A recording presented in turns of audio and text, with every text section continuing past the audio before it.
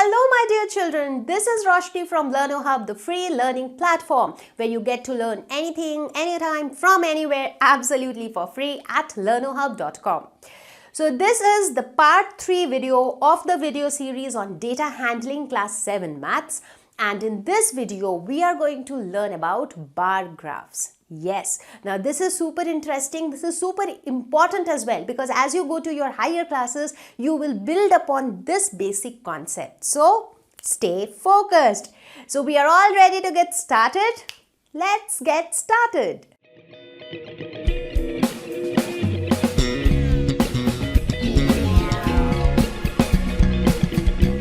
So now that we have learnt about the various parameters, that is mean, median and mode, to represent the central tendency of a group of data, let us now talk more about representation of data. How do we represent data using graphs, or what do we infer from graphs? So even if nothing is given in the form of a table or nothing is written in the form of text, just by looking at the graph, what are the information that we get? So when we talk about representing data using graphs, now let me take this example. Let's say that in a class where a lot of students are there and the teacher had asked the students to tell which is their favorite fruit. So they really need to choose out of these fruits. Like some of them said apple, some said mango, some said grapes, and some opted for banana. So all of them had different choices. Now, since in a class you have huge number of students, you might have 60 students, you might have 100 or even 200 students in a class. So it is very difficult to represent this data in the form of a table, because the table will actually go very long. So one nice way of representing this data is using graph. So on the screen you can see a bar graph. So we have already introduced bar graph in your class 6th. In case you have forgotten, you can just have a quick look at the basics of bar graph in your class 6th mathematics video. So here in bar graphs we make use of these rectangular bars. You see, I have shown the bars here in different colors, yellow, green, red. So these bars represent the frequency of each particular item. For example, let's say that 50 students in the class said that their favorite fruit is apple. So this is a very nice way of representing this. So this bar represents the number of students who liked apple. Again, this bar represents the number of students who liked mango. So here you see this graph represents that 40 students like mango. Again, the yellow bar graph, it says that 30 students like grapes, and finally 20 students like a banana. So that means each bar represents the frequency of a particular item. So this is how a bar graph is very conveniently used to represent data. Now you would have seen the presence of these kind of graphs in newspapers, often for analyzing business related things like profit or sales over a year. Graphs are being used also to in the weather forecast region, just to tell how the weather has been changing for the last couple of days. We make use of graphs. So in the newspaper you actually get to see a lot of graphs being used, and that's like a real life example where you can see these kind of graphs.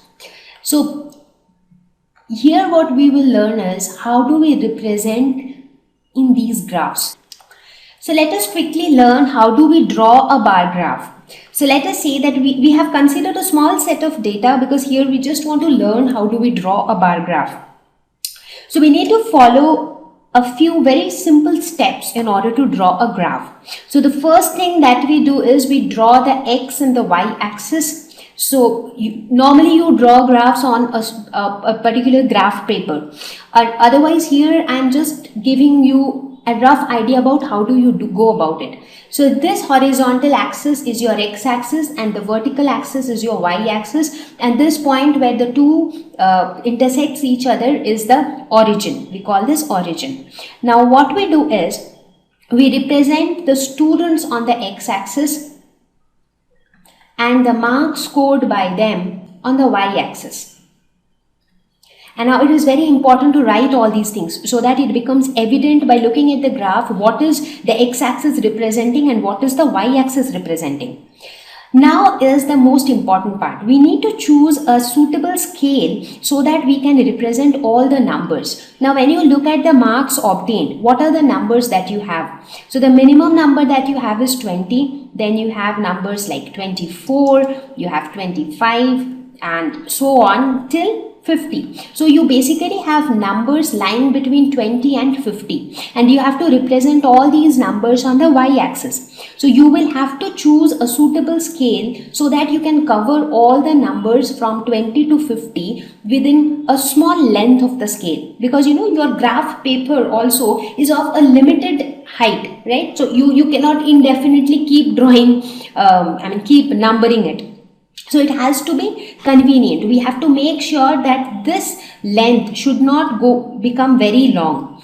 Now see, there are different ways of choosing your scale. One option is you choose, when you look at a graph paper, you do see these kind of square boxes, right? This is how a graph paper look like. So you have bigger squares and inside those bigger squares you have smaller squares like this. So this is how your graph paper looks like. So from here till here, within one box you have 10 small divisions.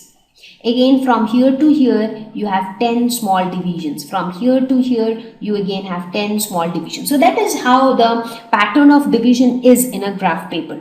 So now let's say that these are the points which represent the big square boxes in your graph paper.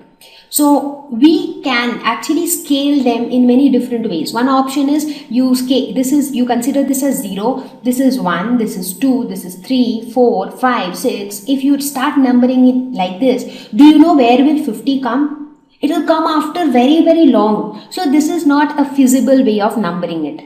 So one convenient way of numbering it is 10, 20, 30, 40, 50, 60 and so on. So what does it mean? It means that this particular length represent 10 units. That means the small 10 subdivisions that we have, each of those subdivisions represent 1 unit. So basically this is 1 unit, 2 unit, 3 unit, 4 unit, 5, 6, 7, 8, 9 and 10. So that's how each of these unit, it represents 10 units. So this is the scale that we would be using here in this case. Now let's start drawing the bars. So let's draw the first bar for Akash, and the Akash had scored 50. So 50 would be here. So you draw a bar here. And this bar is for Akash. Then the next bar would be for Amit and he scored 39. So 39 would be somewhere here. So let's say this bar is for Amit. Then the third bar would be for Rekha who scored 20. So 20 is here. So let's say this bar is for Rekha's score. The fourth bar is for Anu who scored 25. So 25 will lie exactly in the middle of 20 and 30. So somewhere here. So this one is for Anu. And then you have Rana who scored 52. So 52 would be somewhere here. So this is Rana. And finally Trisha who scored 24. So 24 would be slightly below 25. So this would be for Tisha. So this is how you can represent a bar graph. Now let's forget about this table. Just looking at this graph itself, you can tell the scores of each of them. In fact, just by looking at the height of the bars, you can tell who scored the maximum and who scored the minimum. But the most important thing while drawing a bar graph is to choose the scale. So in this case, we chose the scale in such a way that 1 unit represents 10 marks. What is 1 unit? 1 unit is nothing but the bigger square. So that big square represents 10 marks. So that is how we have chosen the scale in this case. Now this is the bar graph which we had drawn. Now let us see what are the different information that can be extracted looking at this bar graph, or how do we interpret this bar graph. So some of the things which you can very easily tell looking at this bar graph is who has the highest score. The one with the tallest bar, and the tallest bar is this one. So Rana has the highest score. Who has the lowest score? The one with the shortest bar, and Rekha has the shortest bar. Therefore, Rekha scored the lowest.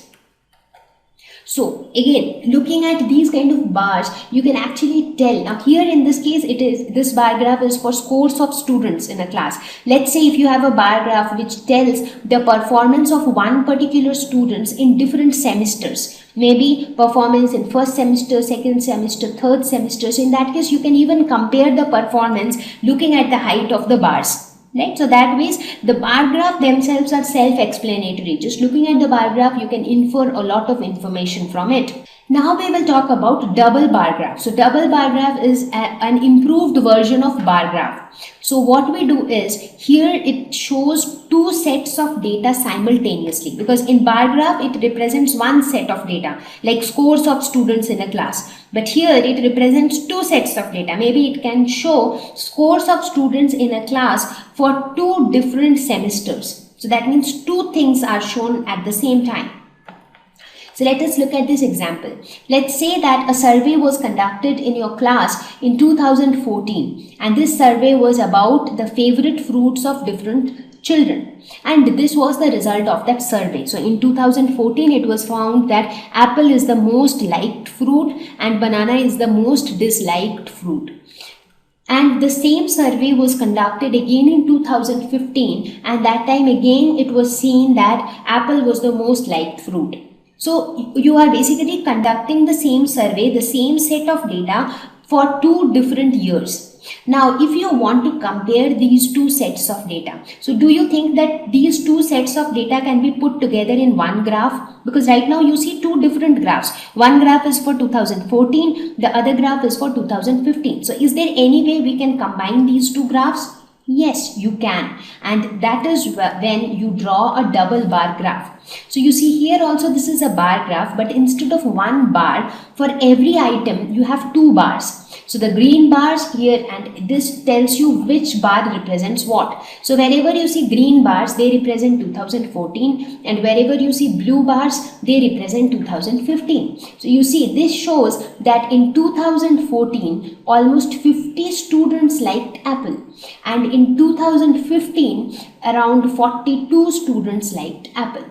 So basically the liking for apple has reduced from 2014 to 2015. That is the liking of fruits. Now looking at all these graphs, you can very quickly say that the liking of all the fruits have decreased from 2014 to 2015. That's because everywhere you see that the 2014 bars are higher than the 2015 bars.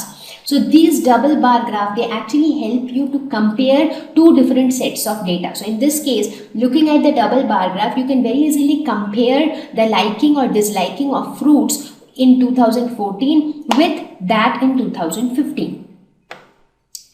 So let us now try to draw a double bar graph. The concept will still remain the same. It is just that in this case, we will draw two bars for a particular item. So here the performance of students in first term and second term is given. So that means you can draw one bar graph for the scores of student in different subjects for one term. Similarly, you can draw another bar for the other term, and that's how you get a double bar graph. So let's get started. So as usual, first we will draw the x-axis and the y-axis. So let's say this is x-axis and this is y-axis. This is the origin. So on the x-axis, we represent the subjects, and on the y-axis, we represent the marks. Now we have to choose a suitable scale. Now let us first look at the range of marks. So what is the minimum marks that you see? The minimum marks that we can see is 65. And what is the maximum marks that you see? We see 95. So we actually need to represent values starting from 65 till 95. So how should we, choose a scale? So here also let us consider that one unit represent 10 marks. So this is going to be convenient because we have to mark it till 100 because 95 is the maximum marks. So let's say this is 10, this is 20, this is 30, 40, 50, 60, 70, 80, 90 and 100. So this is how we have chosen a scale on the y-axis. Now let us start drawing the bars. So let's say here the first bar that we will draw is for English. So English first term, the score was 67. So 67 would be somewhere here because this midpoint would be 65 and slightly above that would be 67. So let's say this is 67. So we draw a bar. So this would be the score of English in first term, and in second term the score was 70. So let's draw another bar immediately after it, and that should represent 70. So the lines are not straight here, so please ignore all those parts. So let us shade one graph. Maybe the graph for second term is shaded. So that's how we draw two bars for English, one for first term and the other one for second term. So here it is very important to mention that this type of bars represent first term and this type of shaded bars represent second term, so that it becomes easier for viewers to analyze what is being represented on the data. Now let us do it the same thing for Hindi. So in Hindi, first term score was 72. So 72 would be slightly above 70. So let's say this is 72. And in second term, the score was 65. So which would be somewhere here. So this is for second term. So let's shade this because second term needs to be shaded. So this is how you get double bars for Hindi. Similarly, you do it for maths. So for maths in the first term it is 88. So 88 would be very close to 90 like this. And in the second term it was even greater, that is it was 95. So 95 would be somewhere here. So the second term needs to be shaded. So in this pattern you can do it for all the remaining subjects like science and social science, and this is how you can draw a bar graph. So at the end of it you get a double bar graph like this. Now looking at this double bar graph, what are the information that you can get very easily? Now let us say that which subject shows the best improvement from first term to second term. So any subject that has shown improvement will have a taller second term graph because the score in second term will be more. So which all subjects showed improvement? So we can say subjects which showed improvement from first term to second term. So which subject showed improvement? English, yes, because in English you see in the second term the graph is taller. Hindi, do you think that Hindi has showed improvement? In Hindi the graph has come down. That means Hindi did not show improvement. Maths, did it show improvement? Yes. Science, yes. Social science, yes, because for English, maths, science and social science, the second term graph is taller than the first term bar. Right? So we can very easily say that which all subjects showed improvement, which subject did not show improvement. Now, if we ask which subject shows the best improvement, that means which is that subject where this difference is the maximum. So all these four subjects showed improvement, but where do we see that the difference is maximum? We see the maximum difference in case of maths. So we can say that maths showed maximum improvement from first term to second term. So in this way, looking at double bar graph, you can actually get an idea about a lot of information that is being added by the double bar graph. Now, based on whatever we have learned about bar graphs and their interpretation, let us quickly have a look at some of the questions. Question number 1. Number of books sold by a bookstore during 5 consecutive years is given by this graph. Now, we have to answer these questions based on the graph. About how many books were sold in 1989, 1990 and 1992. So 1989, 1990 and 1992. So where is it? It reaches somewhere here between 100 and 200. Now the exact point between 100 and 200 would be 150. Right? Because here in this case 10 units represent 100 books. So here also 10 units represent 100 books. So that means 5 units will represent 50 books. So 100 plus 50, that is 150. And this point, it actually lies between 150 and 200. That means it lies at 175. So in 1989, the number of books sold were 175. What about 1990? So in 1990, this is somewhere here. Here also the exact middle point would be this, which is 450. So again, somewhere here, so that would be 475. And 1992. So in 1992, this is somewhere at this point. So here also this would be 250. So this point lies between 250 and 200. That means it is at 225. So these were the number of books sold in 89, 90 and 92. Second question. In which year were about 475 books sold and about 225 books sold? That's pretty simple because we just now calculated that 475 and 225 books were sold in the years 1990 and 1992 respectively. Third question. In which years were fewer than 250 books sold? So 1992 is one such year where less than 250 books were sold. So anything even lesser than 1992? Yes, 1989. So in 1989 also lesser than 250 books were sold. Number 4. Can you explain how you would estimate the number of books sold in 1989? So when you look at 1989, what do you see? We already explained it, right? So this till here it is 100. Now between 100 to 200, you have 10 such units. So basically that those 10 units represent 100 books, right?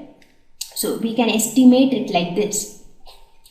So between 100 and 200 on the scale, how many units do we have? We have 10 units. So these 10 units represent 100 books. That means 1 unit represents how many books? 1 unit represents 100 divided by 10 books, which is equal to 10 books. That means after 100, each unit represents 10 books. So this point is at this point. So when you actually calculate, you see that this point is 150 and the point between 150 and 200 is 175. So approximately 175 books were sold in 1989. Now here we are not making use of graph paper, so we precisely cannot see that it corresponds to which point. But when you actually do it in a graph paper, you can precisely see that exactly whether it is 175 or it is 170 or it is 180. So that can be more precisely seen when you use a graph paper. Question number 2. Number of children in 6 different classes are given below. Represent the data on a bar graph. So let us try to draw this graph. So we draw the x-axis and the y-axis. This is our origin, and let us say on the x-axis we represent the class and on the y-axis we represent the number of children. So here looking at this data, we see that we need to accommodate what all values. We need to accommodate values from 80 to 135. So in order to represent values from 80 to 135, if we consider one unit as 10 children, then that would become like, till 135. That means we need to go till 140. So from starting from 10 to 140 would become too long, the y-axis. So therefore, in order to accommodate all the values on the y-axis within a smaller limit, we consider one unit as 20 children. So again, the next unit would be 40, this would be 60, this would be 80, this would be 100, this would be 120, and this would be 140. So here within a small length, we could accommodate all the values up to 140. right? So now let us start drawing the bars. So for class 5th, so for 5th class we have 135 students. So the bar would go up till here. So this would be the bar for class 5th. Then for class 6 we have 120 students. So this is 120. So let's draw the bar for class 6th. So this is 6th. Class 7th has 95 students. So you see gradually the number of students is decreasing so far. So in class 7th you have 95 students, but in class 8th again you have 100 students. So here the graph has again increased. So this is class 8th. For class 9th it is 90. So 90 would be somewhere exactly in between 80 and 100. So that would be somewhere here. So this would be class 9th, and finally class 10th is 80. So 80 is here. So this would be class 10th. So this is how we have drawn the bar graph for this data. So what is the scale? How would you choose a scale? So what is the scale that we have chosen? We chose 1 unit to represent 20 children. So that is the scale that we have chosen. The next question is, which class has the maximum number of children? So by looking at the bar graph itself, we can say that class 5th has the maximum number of children, and which class has the minimum number of children? That also is very evident, and that is class 10th. Question number 2, find the ratio of students of class 6th to the students of class 8th. So class 6th number of students by class 8th number of students. So how many students are there in class 6th? 120. And how many students do we have in class 8th? We have 100. So if we find their ratio, we get it as 6:5. So 2 6s are 12 and 2 5s are 10. 10 5s are 50. 10 6 are 60. So the ratio would be 6:5. So now that we have discussed about organizing data, representing data, bar graphs, double bar graphs, it is time that we talk about probability. So what exactly is probability? So probability is nothing but the chance of occurrence of any event. Now let me give you an example. Let's say that you went out for your school. Now on the midway, you suddenly see heavy clouds on the sky. So what do you feel? You think that it might rain. But are you sure that it will rain? No. But you think, looking at the climate, looking at the clouds, you feel that there are chances that it might rain. But nobody is sure whether it will rain or it will not. But it is just about a chance. So there is some amount of chance that it can rain. At the same time, there is some amount of chance that it might not rain. Similarly, when you toss a coin, what happens? What could be the result? So after tossing a coin, you might get a head, you might also get a tail. So do you know exactly what will you get? No. So it is like a 50% chance. So there is a 50% chance that you might get a head. There is also a 50% chance that you might get a tail. So it is a matter of chance. Whether you will get a head or you will get a tail, that is going to be a matter of chance. So these kind of examples are probability. So where you are not sure about the outcome. So there is a possibility of getting one outcome. There is also a possibility of getting another outcome. There is also a possibility of a third outcome. So all these possibilities are what we talk about in probability. Think of a cricket match going on. Now when the batsman hits the ball, do you know exactly what is it going to be? It could be a 6, it could be a 4, it could be that it could be a 2, or it is also possible that the batsman is out. These are all different possibilities that can happen as a result of the event. What is the event? Event is nothing but the batsman hitting the ball or the batsman striking the ball. So that's the event, and the result of the event could be one of these options. It could be a 6, could be a 4, could be out. So one of these options need to happen. Think of your report card. Let's say that the grade in your report card is A plus. So you scored a A plus. Now A plus, it represents a grade. It doesn't precisely tells you how much was your score. So A plus is like maybe anybody who scores above 80% marks is given a A plus. That means you might have scored 85, you might have scored 89, you might have scored 99 as well. So we are not very sure how much exactly have you scored just by looking at A plus. So here in probability, we also talk about all such events whose outcomes are not fixed, or we can say that we are not sure of their outcomes. Their outcomes could be this, their outcome could also be that. So, there is a possibility that this could happen or that could happen. So that is what is discussed in probability. So what is probability? It is the chances of occurrence of an outcome in any random experiment. So what is random experiment? It is basically about anything that we do. So tossing a coin is a random experiment. So when you toss a coin, it is a random thing. I mean, you do not think and then toss a coin. You just toss a coin. So it is a random activity that you do, and the outcome of this activity could be one of these. It could be a head, it could be a tail. Now the chances of occurrence of each of these, so the chance that you might get a head is 1 by 2. The chance that you might get a tail is again 1 by 2. And that means both of them have equal chances of occurrence. There is a 50% chance that you will get a head. There is a 50% chance that you will get a tail. So these chances of occurrence of outcome in any random experiment is called probability. So we call what is the probability of getting a head?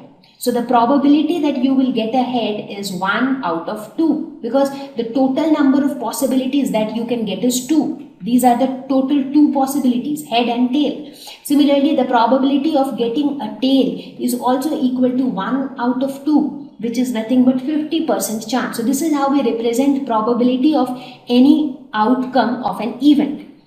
So this is a brief introduction to probability. Now you might wonder that why suddenly are we talking about probability while we were discussing data handling.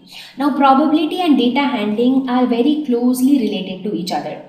Now in data handling, we were looking at a set of data. Some of the data were getting repeated quite a number of times, and some of the data were not getting repeated.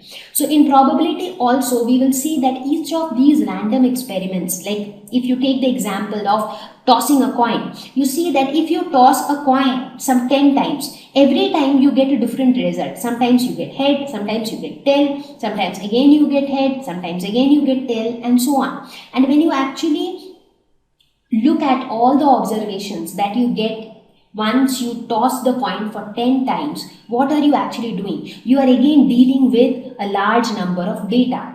And that is what we had been discussing since that time, data handling. And that's how data handling and probability are very closely related. So let us take this example of tossing a coin, and let us see how we can draw a bar graph of this tossing a coin experiment. Let's say that you have tossed a coin 20 times. So every time you toss a coin, you will get an outcome. You will either get a head or a tail. So you tossed it for 20 times, and the result that you obtained for 20 times are as shown on the screen. First time it was a head, then it was tail, again tail, tail, and then again head, head, head, and so on. So this is how you received outcomes when you tossed the coin for 20 number of times.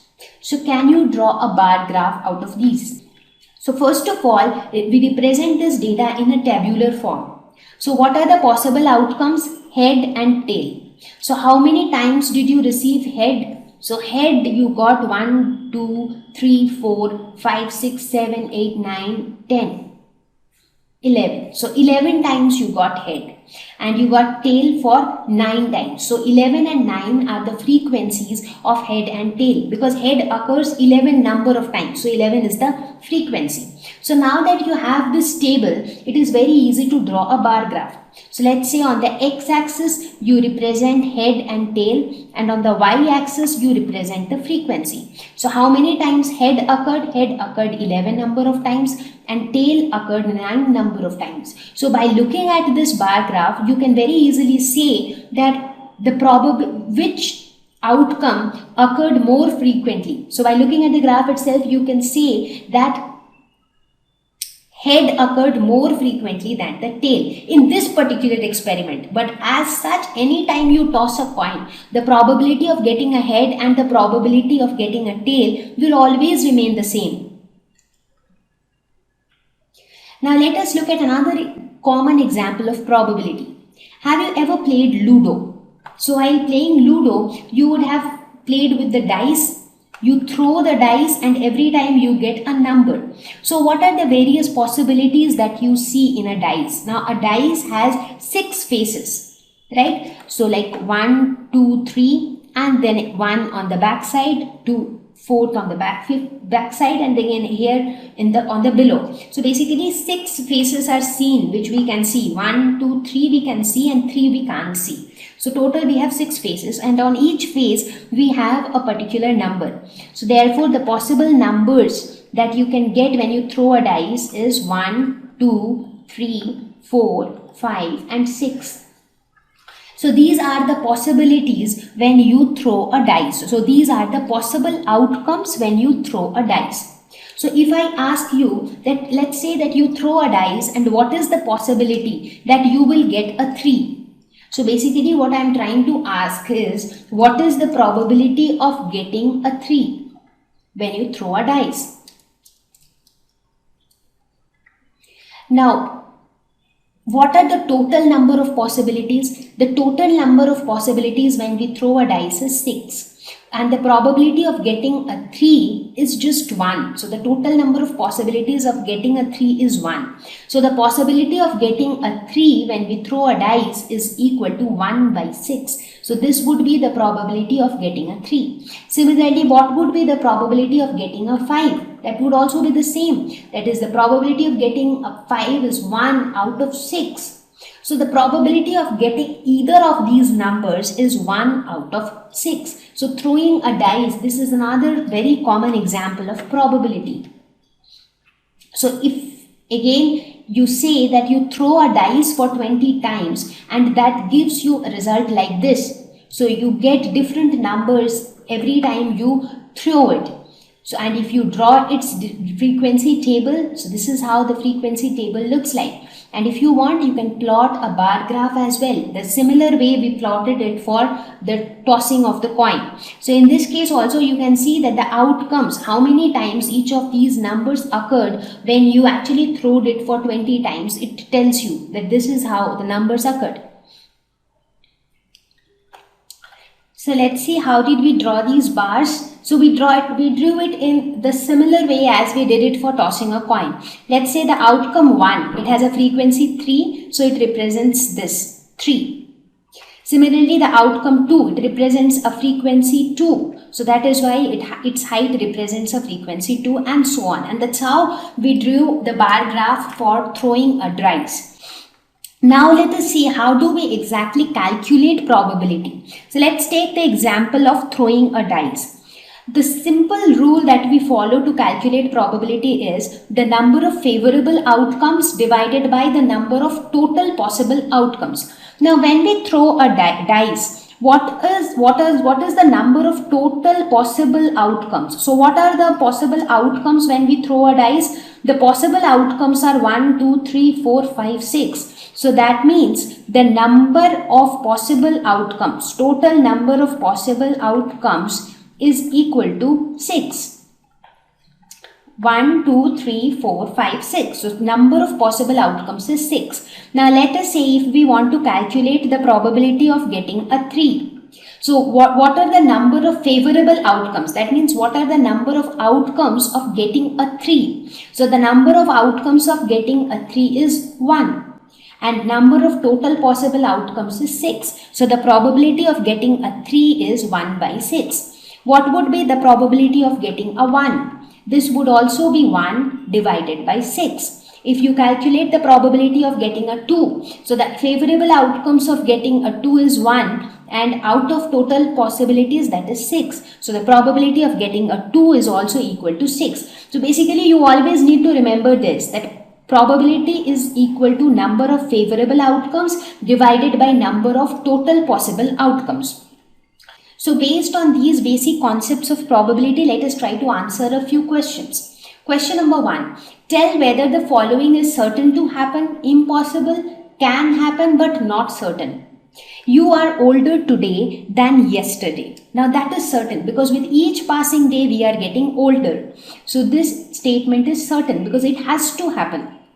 A tossed coin will land heads up. Now this is not certain to happen, but it can happen.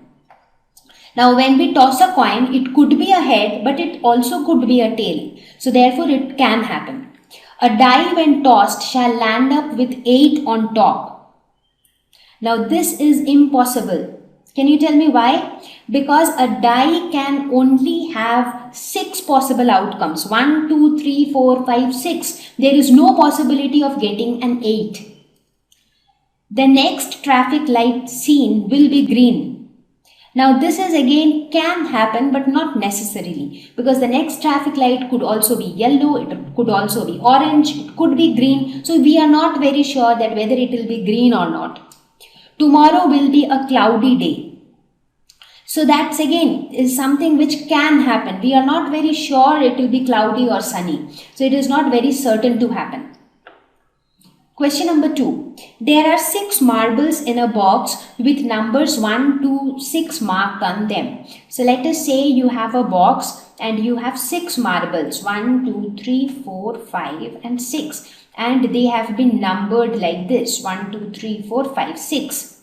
What is the probability of drawing a marble with number 2? So what is the probability of getting a marble with number 2? So possibility of getting a number 2 marble is 1 and total number of possibilities of getting a marble is 6 because there are 6 marbles. So there is a possibility you might get a 1, a 2, a 3, 4, 5 or 6. Therefore the possibility of getting 2 is 1 by 6. What is the probability of drawing a marble with number 5? So possibility to draw a marble of number 5 is 1 and total number of possibilities again is 6. So the probability of getting a marble with number 5 is 1 by 6. Question number 3. A box contains pairs of socks of 2 colors, black and white. So let us say this is a box and inside the box you have 2 pairs of socks. One pair is black and the other pair is white. I have picked out a white socks. So let's say you have already picked out this white socks. I pick out one more with my eyes closed. So basically now inside the box we have these 3 left. So we have 1 white and 2 black left. And let's say that you pick out one of these by closing your eyes. So what is the probability that it will make a pair? So basically we have to find out that what is the probability that the one which we pick up is a white one. Only then it will make a pair with the already picked white sock, right? So in this case, what is the possibility of getting a white socks? Now, what are the different possibilities? So total possibilities, total possible outcomes.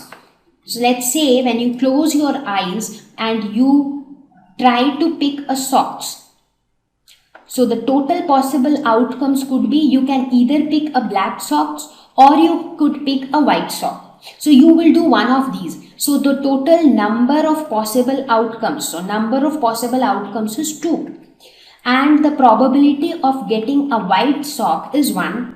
Out of total number of possible outcomes, which is 2. Therefore, the probability of getting a white sock would be 1 by 2. So this would be the answer. So in this case, you will have to think it in this way. First, you have to find out the total number of possible outcomes. So in this case, the possible outcomes could either be a black or a white sock. Therefore, number of possible outcomes is 2 and the number of favorable outcomes, that is number of outcome where you pick a white sock is 1. So your probability would be 1 by 2. So you see, this is a very simple concept. It is just that you need to answer the question well so that you can approach it in the right way.